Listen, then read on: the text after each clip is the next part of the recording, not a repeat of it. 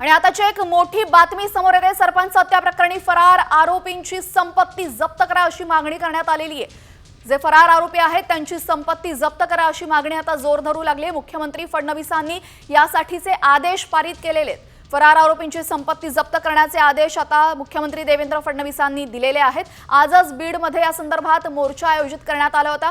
उदंड मोठ्या संख्येने इथे मोर्चामध्ये सर्व नागरिक जमा झाले होते आणि आरोपींना फाशीची शिक्षा द्या अशी मागणी लावून धरली होती। त्यानंतर आता एक मोठा निर्णय मुख्यमंत्र्यांनी घेतलेला आहे। जे आरोपी फरार आहेत त्या फरार आरोपींची संपत्ती जप्त करण्याचे आदेश फडणवीसांनी दिलेत। या संदर्भात अधिक माहितीसाठी आमचे प्रतिनिधी गणेश आपल्यासोबत जोडले गेलेले आहेत। गणेश, एक अत्यंत महत्त्वाचा निर्णय फडणवीसांनी घेतलेला आहे, यामुळे काय घडू शकतं?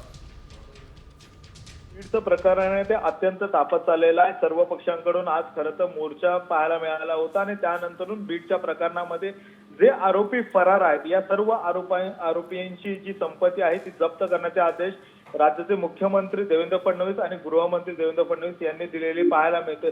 थेट हे आदेश सीआयडीचे अतिरिक्त महासंचालक बुर्डे यांना देण्यात आलेले पाहायला मिळतात। कारण की बुर्डे गेल्या 2 दिवसापासून बीडमध्ये सगळ्या संदर्भामध्ये आहे ते तपास करताना पाहायला मिळत आहेत।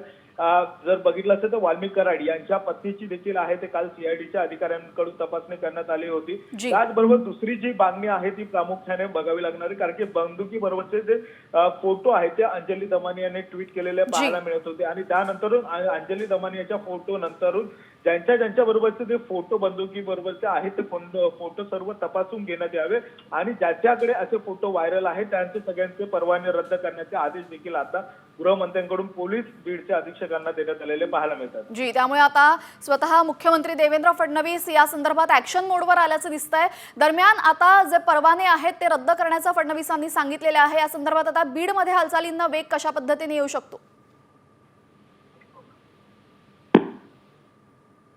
गणेश, माझा आवाज आपल्यापर्यंत पोहोचतोय? बंदुकीसोबत ज्यांचे फोटो आहेत त्यांचे परवाने रद्द करा अशी मागणी करण्यात येते। गेल्या काही दिवसांपासून अनेक असे तरुणांचे व्हिडिओ आणि फोटो व्हायरल होत आहेत ज्यामध्ये ते बंदूक चालवताना दिसत आहेत। दरम्यान आता त्यांचे परवाने रद्द करण्याचा आदेश फडणवीसांनी दिलेला आहे आणि मुख्यमंत्री देवेंद्र फडणवीस यांनी आणखीन एक महत्त्वाचा आदेश दिलेला आहे, तो म्हणजे संतोष देशमुख हत्या प्रकरणामध्ये जे फरार आरोपी आहेत त्यांची संपत्ती जप्त करण्याचे आदेश आता त्यांनी दिलेले आहेत। त्यामुळे आता स्वतः मुख्यमंत्री देवेंद्र फडणवीस या संपूर्ण प्रकरणामध्ये स्वतः लक्ष घालतायत आणि या संदर्भात महत्त्वाची पावलं प्रशासनाकडूनही उचलली जात आहेत।